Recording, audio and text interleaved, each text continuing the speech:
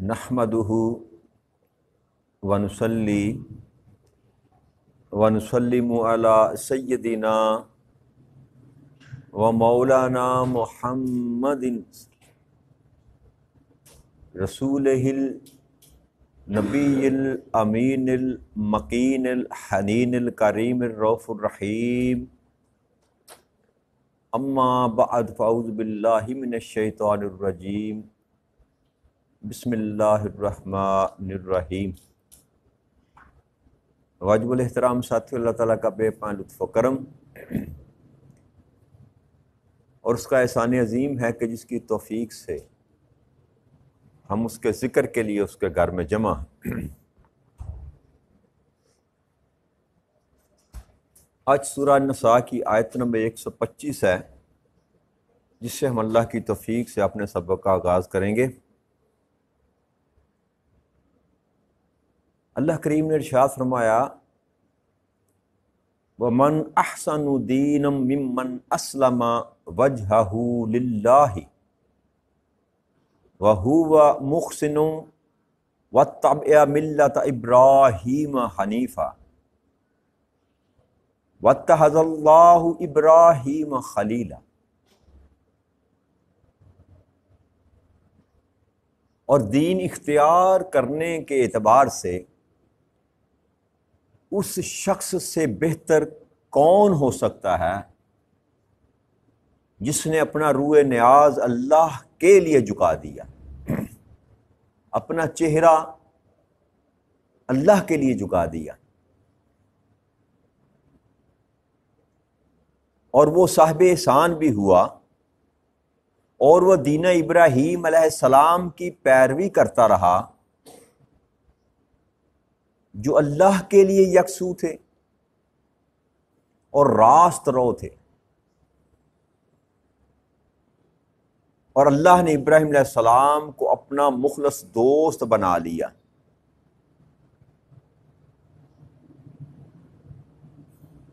اس آیت کریمہ میں اللہ کریم نے دین اسلام کے متعلق دو طرح کی دلیلیں جو ہیں وہ کفار اور مشرکین کے سامنے رکھی۔ پہلی دلیل یہ کہ اس روئے زمین پر، اس کائنات ارض و سما میں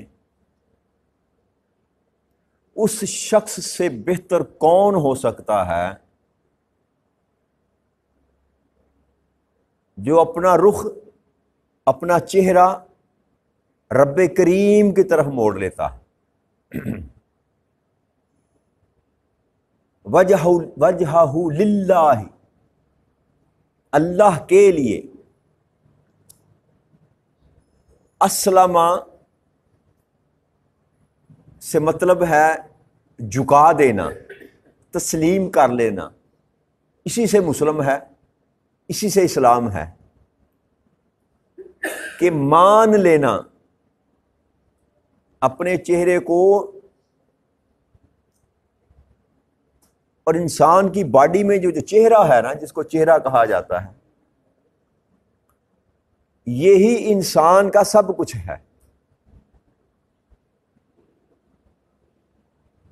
جب آپ چہرہ جھکا دیتے ہیں تو اس کا مطلب ہے آپ نے پورے وجود کو جھکا دیا۔ ایسا ہی ہے کہ نہیں؟ اس لیے اللہ کریم نے یہاں پر وجہہ، اس کے چہرے کی بات کی، انسان کے چہرے کی بات کی۔ روئے نیاز اپنا، یہ مکھڑا، یہ سر، یہ پیشانی، سب سے افضل جو مقام ہے انسان کے وجود میں وہ اس کی یہ پیشانی ہے، یہ چہرہ ہے۔ جب چہرے کو جھکانے کا مطلب یہ ہے کہ انسان نے سارے کا سارا جھکا دیا اپنے آپ کو۔ ایسا ہی ہے کہ نہیں؟ تو اللہ فرماتے ہیں کہ جس نے سب کچھ اللہ کے لیے جھکا دیا، بھلا اس سے بہتر انسان دنیا میں کون ہو سکتا ہے؟ اور پھر یہ دین جس کی طرف رب کریم اشارہ فرما رہے ہیں، جس کو انسان نے اختیار کیا، جس کے سبب سے اللہ کے سامنے وہ جھکا، یہ سراسر ایک ذات کو ماننے پر مرکوز ہے، اور پھر اس کے ساتھ اعمال صالح ہیں، لیکن اس کا معیار فقط ایک ذات کو اپنا معبود ماننے پر ہے۔ پہلا نقطہ جو ہے نا اس اسلام کا، اس دین اسلام کا، وہ یہ ہے کہ ہر چیز سے کٹ کر، ہر ایک کو چھوڑ کر فقط اسی کی طرف اپنا چہرہ کر لیا جائے، اسی کی طرف اپنا دھیان لگا لی جائے۔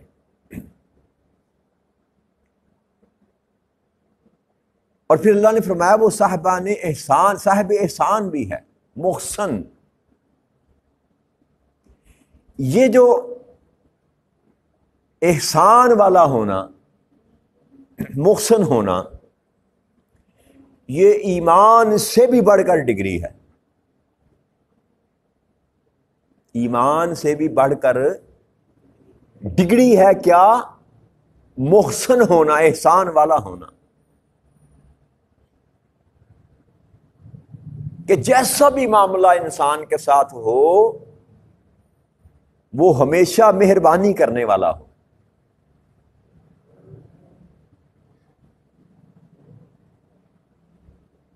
اور دوسرا جو رب کریم نے فرمایا، پھر وہ شخص جو ہے وہ دین ابراہیم کی پیروی کرتا رہا۔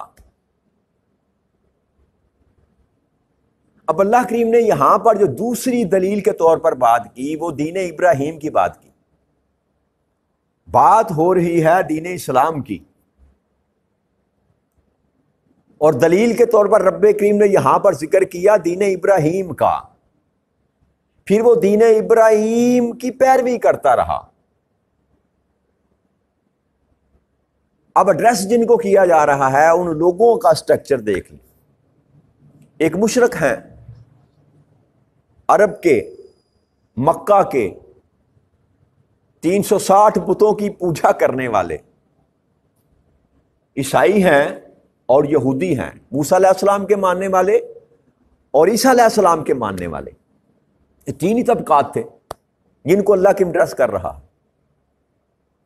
اور ان تینوں طبقات کے نزدیک حضرت ابراہیم علیہ السلام کی جو حیثیت تھی وہ مسلمہ تھی، ان کی ذات پر کسی کو کوئی اعتراض نہ تھا۔ اور جتنے مکہ میں جو رہتے تھے قبائل جتنے بھی تھے وہ سارے کے سارے حضرت ابراہیم علیہ السلام کی نسل میں تھے۔ آپ کے جد امجد ابراہیم علیہ السلام تھے۔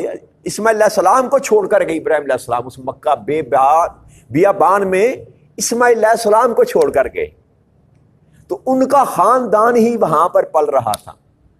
صدیوں بعد وہ قبائل بن گئے، ایک بیٹے کی اولاد، پھر اس دوسرے بیٹے کی اولاد، پھر تیسرے بیٹے کی اولاد، بڑھتے بڑھتے بڑھتے وہ قبائل بن گئے۔ اور اس کے باوجود کہ یہ شرک کرتے تھے، لات، منات، عزا اور حبل کی پوجا کرتے تھے، اس کے باوجود حضرت ابراہیم علیہ السلام کی وہ عزت و تکریم کرتے تھے۔ یہ کامن چیز تھی۔ اور پھر یہودیوں کے نزدیک بھی اور عیسائیوں کے نزدیک بھی ابراہیم علیہ السلام کی ایک ایسی ہستی تھی جو غیر متنازع تھی۔ بنی اسرائیل کی جتنی بھی لڑی آ رہی ہے وہ ان کے بڑے تھے۔ بنی اسرائیل کی نسل ابراہیم علیہ السلام سے چلی۔ ابراہیم علیہ السلام، ان کے بیٹے اسحاق علیہ السلام، ان کے بیٹے یعقوب علیہ السلام، جن کا لقب تھا بنی اسرائیل۔ اور اسی طرح بنی اسماعیل کی لڑی بھی ابراہیم علیہ السلام سے چلی۔ تو یہ تینوں طبقات جن کو اللہ کریم ایڈریس کر رہا ہے، وہ تینوں کے تینوں طبقات جو تھے وہ ابراہیم علیہ السلام کی ذات پر جا کر ٹھہر جاتے تھے، وہاں پر کوئی سوالیہ نشان نہ پیدا ہوتا تھا۔ اور پھر ایک اور بڑی وجہ جو اللہ کریم نے یہاں ابراہیم علیہ السلام کا ذکر کیا، دین اسلام میں جتنے آپ کو مناسک ملیں گے روزمرہ کی زندگی میں، جو ہم بجاور کرتے ہیں، جو اعمال ہم بجاور کرتے ہیں، وہ سارے کے سارے ابراہیم علیہ السلام اور اسماعیل علیہ السلام کی سنت ہے۔ آقا کریم صلی اللہ علیہ وسلم کی سنت بہت کم ملے گی آپ۔ وہ ساری سنتیں جو ہم کرتے ہیں، جن کو مناسک ہم کہتے ہیں، شعائر جو کہتے ہیں جن کو ہم اسلام کے، وہ سارے کے سارے غالب اکثریت جو ہے اس میں ابراہیم علیہ السلام اور اسماعیل علیہ السلام کی سنت ہے. جیسے ختنہ کرنا، ختنہ کرنا، داڑھی بڑھانا، مونچھیں کم کرنا، زیر ناف اور بغلوں کے یہ بال ہم جو صاف کرتے ہیں، کچھ بال جو ہم اپنے جسم سے صاف کرتے ہیں، ناک میں پانی ڈالنا، غرارہ کرنا، اور اس طرح کے دیگر طہارت کے جتنے احکامات ہیں یاد رکھیے، یہ سارے کے سارے ابراہیم علیہ السلام کی سنت ہیں یا اسماعیل علیہ السلام کی سنت. اسی طرح دین اسلام کی سب سے بڑی عبادت جس کو حج کہا جاتا، اس میں جتنے بھی آپ مناسک ادا کرتے ہیں وہ حضرت اسماعیل علیہ السلام کی یاد ہے یا ابراہیم علیہ السلام کی یاد. ذی الحجہ کی قربانی جو ہم کرتے ہیں وہ دونوں باپ بیٹوں کی یادگار ہیں، ابراہیم علیہ السلام کی اور اسماعیل علیہ السلام کی. احرام باندھنا یہ سنت ابراہیم ہے اور سنت اسماعیل ہے. اسی طرح صفا مروہ میں سعی کرنا یہ اسماعیل علیہ السلام کی والدہ کی سنت ہے. اسی طرح منع میں جمرات کو، شیطان کو پتھر مارنا، یہ اسماعیل علیہ السلام کی سنت ہے. کعبے کا طواف کرنا ابراہیم علیہ السلام کی سنت ہے، اسماعیل علیہ السلام کی سنت ہے. اور اس طرح کے کئی اور امور ہیں جو دین اسلام میں جن کو اللہ نے شعائر اللہ کہا، یہ حقیقت میں سنت ابراہیم ہے اور سنت اسماعیل ہے. اس لیے اللہ کریم نے کہا کہ دین ابراہیم. اور جب نبی اکرم صلی اللہ علیہ وآلہ وسلم سے سوال کیا جاتا تھا کہ آپ کس دین پر ہیں، تو آپ کہتے تھے میں اپنے باپ ابراہیم کے دین پر.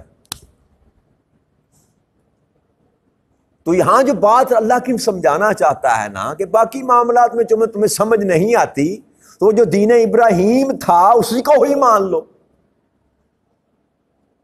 جس پر تمہارا عقیدہ کھڑا ہوتا ہے کہ ابراہیم علیہ السلام جس دین پر تھے وہ دین ٹھیک تھا، تو اسی دین پر آ جاؤ. اے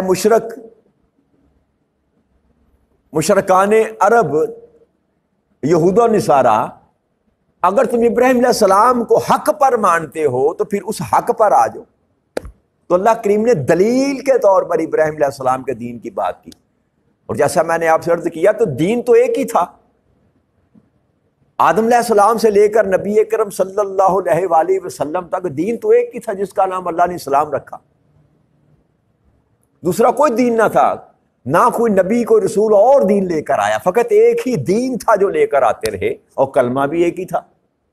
ہر نبی کہتا رہا لا الہ الا اللہ، جو بنیادی مرکز ہے دین کا کہ اللہ کے سوا کوئی عبادت کے لائق نہیں، ہر نبی یہ کہتا رہا. اور پھر اللہ کریم نے ارشاد فرمایا کہ میں نے ابراہیم علیہ السلام کو اپنا مخلص دوست بنا لیا. واتخذ اللہ ابراہیم خلیلا. اور پھر ایک اور تعریف اللہ کریم نے پہلے اوپر جو بیان کی، واتبع ملت ابراہیم حنیفا. حنیفہ کا مطلب ہے کہ ہر ایک سے کٹ کر بس میرا ہو جانا، یکسو،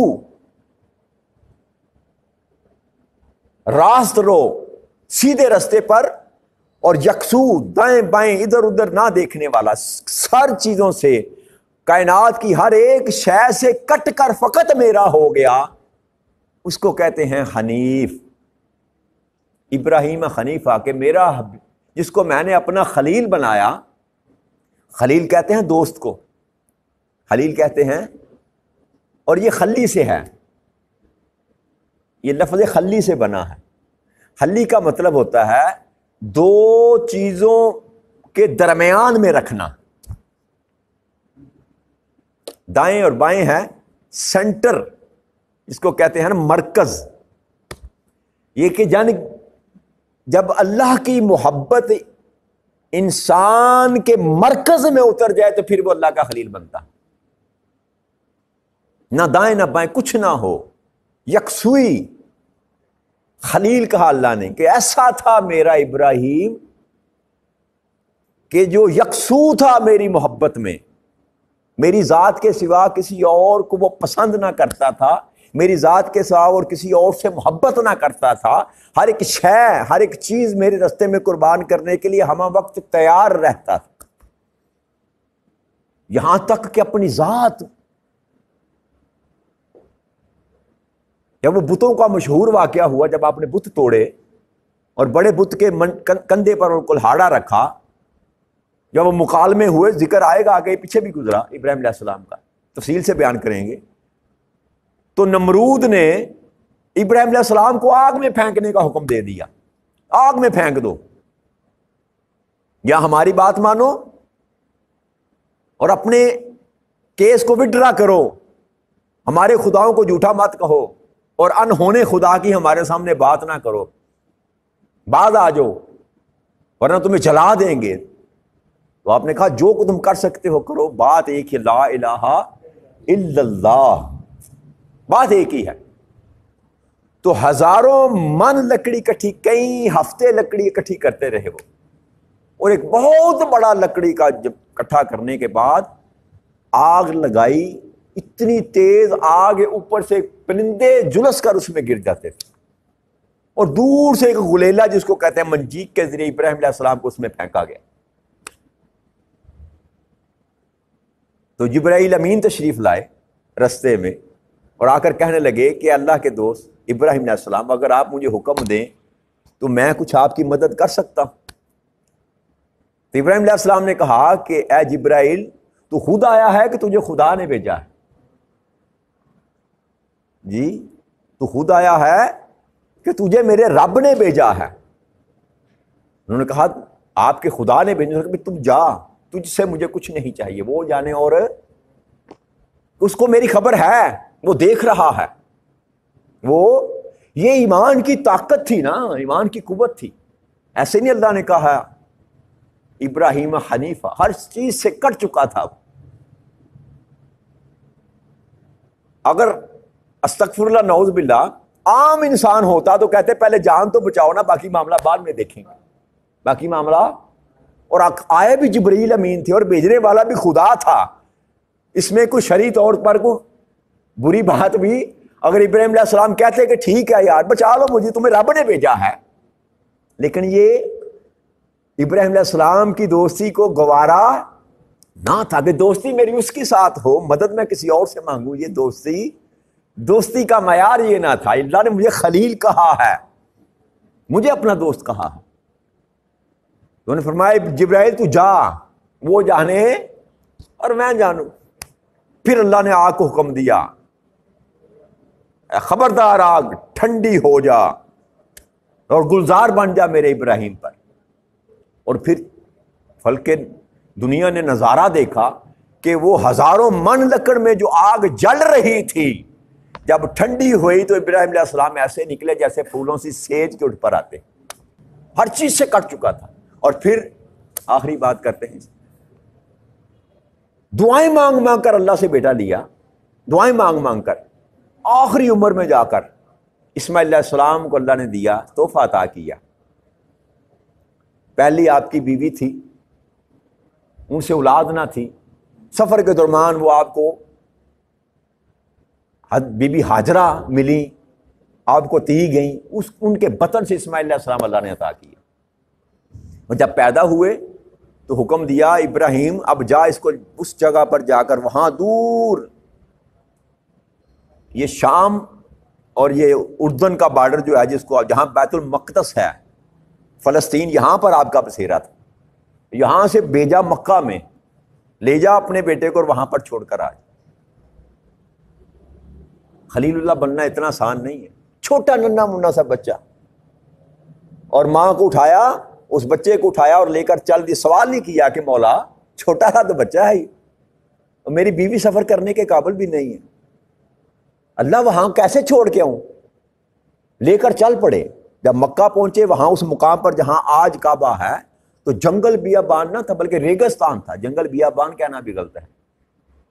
نہ کوئی شجر تھا، نہ کوئی بوٹی، نہ پودا، ریگستان، تپتا دلک لک دک سرہ صحرا. اور وہاں پر چھوڑ کر واپس پلٹ آئے، سوال بھی نہیں کیا. کہ مولا ان کا بنے گا کیا، نہ پینے کے لیے پانی، نہ کھانے کے لیے راشن، کچھ اگر ہے تو ایک دو دن کا ہوگا۔ اس لیے رب کریم نے فرمایا ابراہیم حنیفہ، ہر ایک سے کٹ کر جو میرا ہو گیا تھا ابراہیم، اس کو میں نے اپنا دوست بنا دی۔ تو اللہ کی دوستی ملتی ہی تب ہے میرے بھائیو جب بندہ ہر ایک سے کٹ جائے، صرف زبان سے نہ کہ لا الہ الا اللہ، اس کا من تن اس کی روح تک جو ہے نا ہر چیز یہ پکار کر کہے کہ تیرے سوا عبادت کے لائق نہیں ہے، تب جا کر اللہ کی دوستی میسر آتی۔ تو یہ سودا اتنا آسان نہیں ہے۔ ہم سمجھتے ہیں ماس 4 دن تسبیح پھیر لینے سے، 2-4 لمبے سجدے کر لینے سے، کوئی وظیفہ بتایا ہوا ہے حافظ صاحب نے، قاری صاحب نے، وہ کر لینے سے 4 جگ رتوں سے جا کر ہم اللہ کے دوست بن جائیں گے، ایسا آسان سودا نہیں ہے۔ ایک لمبا رستہ ہے، یہ ایک لمبا رستہ ہے، اور اس کے لیے سب سے پہلی جو چیز قربان کرنی پڑتی ہے وہ اپنی ذات ہے، وہ کچھ اور نہیں۔ مال، دولت، عزت، آبرو یہ بعد میں آتا ہے، یہ تو ثانوی چیزیں ہیں۔ یہ تو جس چیز سے انسان سب سے زیادہ پیار کرتا ہے وہ انسان کا اپنا نفس ہے، جس کو وہ پالتا ہے، خواہش انسان کی نفس۔ تو اللہ کے راستے میں اللہ کو دوست بنانے کے لیے اگر آپ نے یہ سودا طے کرنا ہے تو سب سے پہلے جو چیز آپ نے قربان کرنی ہے وہ انسان کا اپنا نفس ہے، اپنی ذات ہے۔ یہاں سے شروع کریں، پہلے اس کو ختم کریں گے تب جا کر اللہ کی طرف آپ کی دوستی کا سفر جو ہے وہ شروع ہوگا۔ لہٰذا رستہ جو ہے جو رب کریم آپ کو بتانا چاہتا ہے کہ بندے اگر تو یہ چاہتا ہے کہ تو دین ابراہیم کی پیروی کرنے والا ہو، تیرا شمار احسان کرنے والے محسنین میں ہو، اور تیرا شمار ان لوگوں میں ہو جنہوں نے اپنے چہرے فقط میری ذات کی طرف موڑ لیے ہیں، تو اپنے نفس کو پہلے جو ہے نا ذبح کر، میں کو ختم کر، اپنی انا کا جو تیرا بت ہے نا تکبر کا، اس کو ختم کر، یکسوئی کے ساتھ میرا ہو جا، اپنی روئے نیاز کو میرے سامنے خم کر دے، اپنی خواہشات کو میرے سامنے خم کر دے، اپنے نظریات کو میرے سامنے خم کر دے۔ ہر چیز اللہ کے سامنے جھکا دینے کا نام مسلمان ہونا، ہر ایک چیز میں سرنڈر کر دینا اللہ کی بارگاہ میں، اس کا نام مسلمان ہونا ہے۔ فقط کلمہ پڑھ لینے سے بات بنتی نظر نہیں آتی، یہ تو اقرار ہے محض زبان سے۔ آپ کو اپنے افعال سے، اپنے کردار سے ثابت کرنا پڑے گا کہ مولا میں تیرا ہوں۔ مولا جب آپ ثابت کر دیں گے کہ مولا میں تیرا ہوں، تو جب وقت آئے گا رب کریم بھی ثابت کرے گا کہ اے بندے میں بھی تیرا، میں بھی۔ جب وہ کہتا ہے لا ولی ولا نصیر، کوئی دوست نہ ہوگا، کوئی مددگار نہ ہوگا، تب جا کر انسان کو پتہ چلے گا کہ ہاں اللہ کے ساتھ دوستی لگانے کا صلہ کیا، اللہ کے ساتھ دوستی لگانے کا صلہ کیا ہے۔ لہٰذا جتنی تگ و دو ہم دنیا کے لیے کرتے ہیں، اتنی ہی کاش ہم دنیا بنانے والے کے لیے کر لیں، تو ہمارا معاملہ سیدھا ہو جائے، ہمارا معاملہ۔